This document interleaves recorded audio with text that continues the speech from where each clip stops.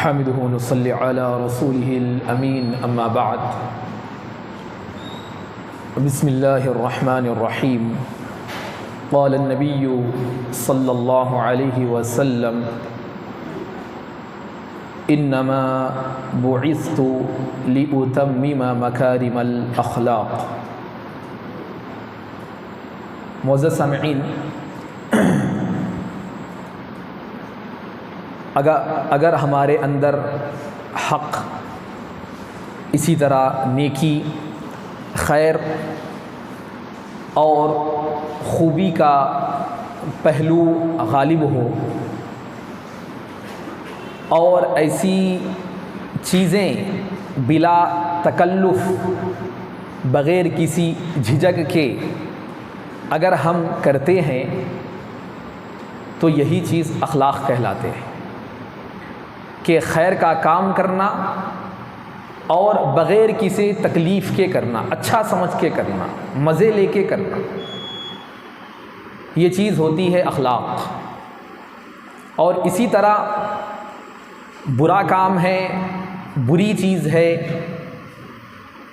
برا فعل ہے، ایسی چیز کو خوشی کے ساتھ کرنا یا پھر اس کی خرابی کو محسوس نہ کرتے ہوئے کرنا، یہ چیز بد اخلاقی کہلاتی ہے. معزز سامعین، یہ جو اخلاق ہے، خیر کا مادہ جو ہمارے اندر پیدا ہونا ہے، اس اخلاق کو شریعت نے بہت بڑا مقام دیا ہے.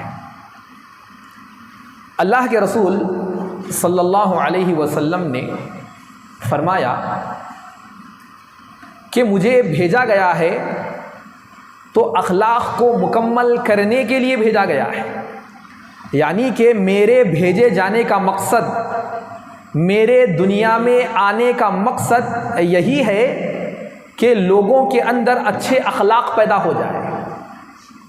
ایک مسلمان بنے تو با اخلاق بنے، یہ ہمارے نبی کے دنیا میں آنے کا مقصد ہے. اس حدیث سے اندازہ لگا دیجیے کہ اخلاق کی شریعت میں کتنی اہمیت ہے. اور اللہ تعالیٰ نے قرآن مجید میں اللہ کے رسول صلی اللہ علیہ وسلم کے بارے میں فرمایا کہ وَإِنَّكَ لَعَلَىٰ خُلُقٍ عَظِيمٍ، کہ اور یقیناً اے نبی تو بڑے اخلاق پر فائز ہے. یعنی کہ اللہ کے رسول صلی اللہ علیہ وسلم کی تعریف کرتے ہوئے کہا جا رہا ہے کہ آپ کے اندر اخلاق کا جو ہے ہائی لیول ہے، بڑے با اخلاق ہیں آپ. ساری اچھائیاں، خوبیاں، اچھے کام، اچھے عادات، اچھی خصلتیں تمام کے تمام مکمل طور پر اے نبی آپ کے اندر موجود ہیں. لہذا یہی چیز آپ کی امت کے اندر بھی آنا چاہیے. اگر میں اخلاق والا ہوں، میرے اخلاق اچھے ہیں، تو میں یہ کہنے کا حق رکھتا ہوں کہ میں سچا مسلمان ہوں. اگر میرے اچھے اخلاق نہیں ہیں، میری زبان خراب، میرا بیان خراب، میرا کام خراب، دوسروں کو اذیت کا باعث بنتا ہوں، لوگوں کو دھوکہ دیتا ہوں، لوگوں سے جھوٹ بولتا ہوں، بات کرے تو آواز اونچی کر لیتا ہوں، تانے مارتا ہوں، دھتکار دیتا ہوں، اگر ایسی چیزیں میرے اندر ہے تو پھر میں اپنے آپ کو سچا مسلمان نہیں کہہ سکتا. یہ جو دعویٰ ہمارا ہوگا، اس دعوے میں ہم کھوٹے ہوں گے اگر ہمارے اندر اچھے اخلاق نہ ہوں. اللہ کے رسول صلی اللہ علیہ وسلم کو خطاب کرتے ہوئے اللہ تعالیٰ نے کہا کہ ادفع باللتی ہی احسن فاذا الذی بینک وبینہ عداوۃ کأنہ ولی حمیم، کہ اچھے طریقے سے دفاع کرو. یعنی کہ کوئی آپ سے کوئی معاملہ کر رہا ہے، اس کا جواب آپ کو دینا ہے تو آپ کا جو عمل ہے، جو کردار ہے، اچھا ہونا چاہیے. اچھے انداز میں اس کی بات کا ریپلے کرنا چاہیے، جواب دینا چاہیے. بس اس کا فائدہ کیا ہوگا؟ اگر کوئی برا کام ہمارے ساتھ کر رہا ہے، برائی کے ساتھ پیش آ رہا ہے، برا سلوک ہمارے ساتھ اس کا ہے، لیکن میں اس کا جواب اچھائی کے ساتھ دے رہا ہوں، تو اللہ تعالیٰ کہتا ہے قرآن مجید میں، پس تو دیکھے گا کہ وہ شخص جس کے تیرے درمیان دشمنی ہے، نفرت ہے، عداوت ہے، بھلائی نہیں ہے، خیر نہیں ہے، گویا کہ وہ بھی تیرا جگری دوست ہے۔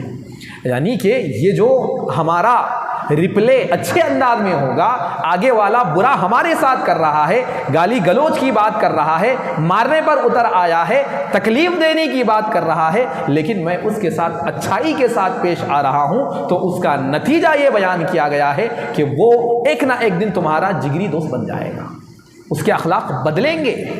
لیکن یاد رکھیے، اس کے اخلاق کو بدلنے کے لیے ہمیں با اخلاق ہونا پڑتا ہے۔ آج ہمارا بڑا مسئلہ کیا ہے؟ ہم برے رہتے، آگے والا اچھا رہتا۔ میں برا کروں گا، لیکن میری خواہش یہ ہے کہ آگے والا میرے ساتھ اچھا کرنا۔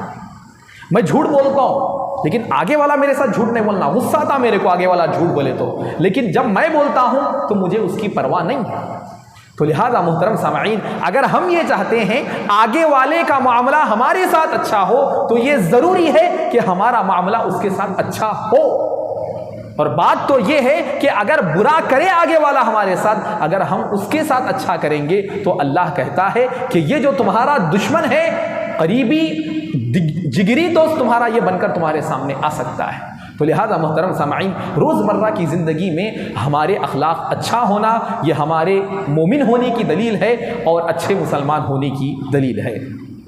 اسی طرح محترم سامعین، اللہ کے رسول صلی اللہ علیہ وسلم نے اخلاق کی اچھائی کو، اس کی فضیلت اور اہمیت کو بیان کرتے ہوئے فرمایا کہ میزان میں اچھے اخلاق سے زیادہ کوئی چیز بھاری نہیں ہے۔ یعنی کہ ہمارا جو میزان عمل ہے، ہم جو اچھے عمل کر رہے ہیں، کل قیامت کے دن یہ جو عمل ترازو میں رکھے جائیں گے تو سب سے بھاری اگر کوئی چیز نظر آئے گی تو ہمارے اخلاق ہوں گے۔ ہم اچھائیاں کرتے ہیں، اچھے عمل کرتے ہیں، لیکن ہم یہ چاہتے ہیں کہ ہمارا میزان عمل بھاری ہو جائے، تو ہمارے اندر اخلاق کو پیدا کرنے کی ضرورت ہے۔ جتنے اخلاق مضبوط ہوں گے، یاد رکھیے اتنا ہی زیادہ باوزن ہم معاشرے میں قرار دیے جائیں گے۔ ہاں، اگر ہم باوزن بننا چاہتے ہیں، باوقار بننا چاہتے ہیں، تو ہمیں چاہیے کہ اپنی شخصیت کو سنجیدہ بنائیں، اپنی شخصیت تو اونچی بنائیں، تب کہیں جا کر ہمارا مقام بھی اونچا ہوگا، دنیا میں بھی وزن ہمارا ہو جائے گا، اور کل قیامت کے دن ہمارا میزان عمل بھی ہمارے ان بھاری اخلاق کی وجہ سے بھاری قرار دیا جائے گا۔ اسی طرح محترم سامعین، اللہ کے رسول صلی اللہ علیہ وسلم نے نیکی کے بارے میں کہتے ہوئے فرمایا، البر حسن الخلق۔ یہ جو نیکی ہے، نیکی کی بات کرتے ہیں، نیکی تو اچھے اخلاق ہیں۔ اچھے اخلاق ہونا یہ اصل نیکی ہے۔ جس کے اندر اچھے اخلاق ہو وہ نیکوکار ہے۔ نیکی کی اگر ہم بات کرتے ہیں، نیکی کرنے کی خواہش ہے تو اچھے اخلاق اپناؤ، پھر دیکھو کہ کیسے نیکی کے معاملے میں سبقت کریں گے اور کس طرح آپ نیکوکار بن جائیں گے۔ تو اللہ کے رسول نے کہا کہ نیکی تو اچھے اخلاق ہیں۔ اسی طرح محترم سامعین، اللہ کے رسول صلی اللہ علیہ وسلم نے اخلاق کے بارے میں یہ بھی فرمایا کہ ایمان والوں میں کامل ایمان والے اچھے اخلاق والے ہیں۔ ہاں، ایمان جو ہے کم زیادہ ہوتا، کسی کا ایمان زیادہ ہوتا جو پکے سچے مومن ہوتے، حقیقی مومن ہوتے، اور کوئی نام کے مومن ہوتے، صرف دعوے کے مومن ہوتے۔ اللہ کے رسول نے کہا اگر ایمان مکمل ہونا ہے، ایمان کے اعلیٰ مراتب پر فائز ہونا ہے، بلند درجات تک تمہیں پہنچنا ہے، حقیقی مسلمان تمہیں بننا ہے، تو تمہیں چاہیے کہ اپنے اخلاق کے ذریعے سے اپنے ایمان کو مکمل کرنے کی کوشش کرو۔ تو لہذا ہمارے اخلاق ہمارے ایمان کو مکمل کرتے ہیں۔ تو لہذا محترم سامعین، دیکھیے ایمان سے اخلاق کا کتنا گہرا تعلق ہے کہ اللہ کے رسول فرما رہے ہیں تمہارے اخلاق تمہارے ایمان کے تکمیل کی دلیل ہے۔ ایمان مکمل تمہارے اخلاق کے ذریعے سے ہوتا ہے۔ اسی طرح اللہ کے رسول صلی اللہ علیہ وسلم فرماتے ہیں بے شک مجھے تم میں سب سے زیادہ محبوب اور قیامت کے دن میرے سب سے زیادہ قریب وہ لوگ ہوں گے جو تم میں اچھے اخلاق والے ہیں۔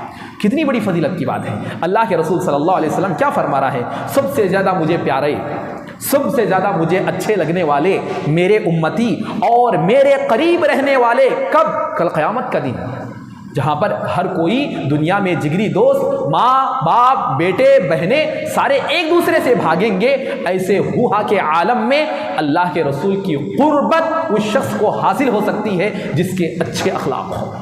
جس کی زبان اچھی ہو، جس کی نظر اچھی ہو، جس کا کردار اچھا ہو، جس کا گفتار اچھا ہو، جس کے معاملات اچھے ہو، جس کے لین دین اچھے ہو، جس کی روزمرہ کی زندگی اپنے لیے، اپنے گھر والوں کے لیے، اپنے پڑوسیوں کے لیے، اپنے معاشرے کے لیے، اپنے رشتہ داروں کے لیے، ہر کسی کے لیے اچھے ہو، یہی وہ چیز ہے جو کل قیامت کے دن اللہ کے رسول کی قربت بھی ہمیں دلا سکتی ہے۔ اسی طرح محترم سامعین، اللہ کے رسول صلی اللہ علیہ وسلم سے سوال ہوا کہ کون سا عمل افضل ہے، بیسٹ ہے، کون سا عمل ہے؟ عمل بہت سارے ہیں، کون سا عمل اچھا ہے؟ تو اللہ کے رسول نے فرمایا اچھی عادت۔ ہاں، جو بھی کام تم کرو تمہاری عادت جو ہونی چاہیے وہ اچھی ہونی چاہیے۔ محترم سامعین، یہ حقیقت ہے، دیکھیے آج عادت یعنی کہ مسلسل کرنے کے جو کام ہمارے ہوتے ہیں، بری عادتیں ہمارے اندر زیادہ ہے اچھی عادتوں کے مقابلے میں۔ عادت جو چیز ہماری بن گئی ہے، ہیبٹ جو بنی ہے، بری عادتوں کی زیادہ ہے، اچھی عادتیں کم ہیں ہمارے اندر۔ اچھا کام کنٹینیو کرنے والے ہم کم ہیں، کبھی کبھار اچھا کرتے، برا کنٹینیو کرتے رہتے، چلتا برا کامن ہو گیا ہمارے پاس، اچھائی کبھی کبھار ہوتی۔ لہذا کہا گیا اچھی عادت ہونا، اچھا کام کرنا، مسلسل کرنا، ہر کسی کے ساتھ کرنا، یہ سب سے بیسٹ، سب سے اچھا عمل ہے۔ پھر سوال ہوا کہ جنت میں جانے کا کون سا عمل سب سے زیادہ سبب بنے گا؟ جنت میں سب سے زیادہ لوگوں کو داخل کرانے کا سبب کیا چیز بنے گی؟ کون سا عمل بنے گا؟ کون سے عمل میں اتنی قوت ہے، طاقت ہے، تاثیر ہے، اس کی اہمیت ہے کہ وہ جنت میں لے کر چلا جائے؟ تو اللہ کے رسول صلی اللہ علیہ وسلم نے فرمایا اللہ کا ڈر اور اچھی عادت۔ یہ دو چیزیں ایسی ہے کسی مومن کے اندر جمع ہو گئی تو سب سے زیادہ اسے جنت میں لے جانے کے قابل بنا دی۔ ایسی یہ دو صفت جس کے اندر ہوں گے، ایسے لوگ کثرت سے جنت میں داخل ہو جائیں گے۔ تو محترم سامعین، اللہ کا ڈر اپنے اندر پیدا کرتے ہوئے اچھے اخلاق کے عادی بننا، یہ ہمارے لیے جنت میں جانے کا ایک بہت بڑا ذریعہ ہے۔ اسی طرح ایک دفعہ اللہ کے رسول نے فرمایا بندہ اچھے اخلاق کے ذریعے سے آخرت کے بلند درجات اور اونچے مراتب حاصل کر لیتا ہے۔ اخلاق کی وجہ سے آخرت کے بلند درجات اور اچھے اونچے مراتب حاصل کر لیتا ہے، حالانکہ وہ عبادت میں کمزور ہے۔ اللہ، کتنی بڑی بات ہے، عبادت میں کمزور ہے۔ ذاتی جو معاملہ ہے، عبادتوں کا معاملہ ہے، نمازوں کا ہے، روزوں کا ہے، نوافل کا ہے، دعاؤں کا ہے، اذکار کا ہے، اس معاملے میں وہ کمزور ہے، لیکن اچھے اخلاق جو ہیں کل قیامت کے دن اس کے درجات کو بلند کر دیتے ہیں۔ یہ ہے اخلاق کی اہمیت، یہ ہے اخلاق کا مقام، یہ وہ مقام ہے محترم سامعین۔ عبادتیں گرچہ تھوڑی ہو لیکن کل قیامت کے دن ہمیں بڑے اعلیٰ مراتب سے ہمیں فائز کر سکتے ہیں۔ تو محترم سامعین، کہنے کا مقصد یہی ہے کہ آج ہم مسلمانوں میں کم سے کم اچھے اخلاق دیکھنے میں نظر آتے ہیں۔ سب سے برے اخلاق، برے معاملات، دھوکہ دھڑی، غبن، قرضے ڈبانا، برے معاملات کرنا، دھوکے دینا، جھوٹ بولنا، گالی گلوچ کرنا، لڑائی جھگڑا کرنا، مارنا، پیٹنا، ظلم کرنا، زمینیں ہڑپنا، یہ تمام چیزیں مسلمانوں کے محلوں میں پائی جاتی ہیں۔ اکثریت مسلمانوں کی ہے، غیر اچھے ہیں اخلاق کے معاملے میں، اچھی بات کرتے، اچھی ڈیل کر کے، صحیح بات کرتے، لین دین میں اچھائی کرتے، نرمی اختیار کرتے، رخصتیں رکھتے، غیر کرتے، لیکن ہم مسلمانوں میں یہ اخلاق کم سے کم ہوتے جا رہے ہیں، جس کی وجہ سے آج مسلمان ذلت و رسوائی کے دہانے پر چلے جا رہے ہیں۔ تو لہذا محترم سامعین، کہنے کا مقصود یہ ہے کہ ہمیں چاہیے کہ ہم اپنے اندر اچھے اخلاق کو پیدا کرنے کی کوشش کریں۔ یہ ہمارا ایمان ہے، ایمان کی تکمیل ہے، جنت میں داخلے کا سبب ہے، ہمارے درجات کو بلند کرنے والا ہے۔ تو لہذا اس وصف کو اپنانے کی بہت زیادہ ضرورت ہے۔ اللہ رب العالمین سے میں دعا گو ہوں کہ اللہ تعالیٰ میرے اندر اور آپ تمام کے اندر اچھے اخلاق پیدا کرنے کی توفیق بخشے۔ اللہ تعالی ہم سب کو با اخلاق بنائے، اچھی گفتگو کرنے والا، اچھے معاملات کرنے والا، اچھا لین دین کرنے والا بنائے۔ اللہ تعالی ہم تمام کو ہر کسی کے ساتھ اچھے رویے کے ساتھ پیش آنے کی توفیق بخشے۔ آمین ثم آمین۔ سبحانک اللہم و بحمدک، اشہد ان لا الہ الا انت، استغفرک و اتوب الیک۔